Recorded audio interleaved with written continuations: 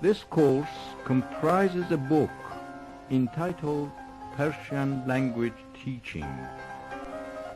In Persian, آموزش زبان فارسی. کلید تمرین نهم. 1.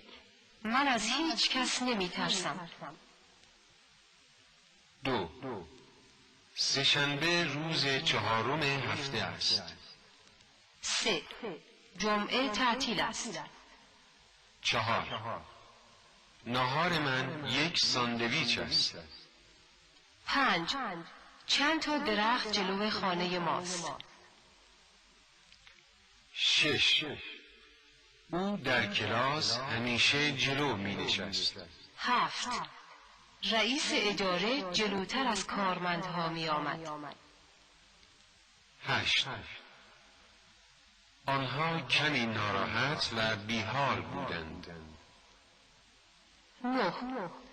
شما معمولا روی صندلی عقب می نشینید. 10.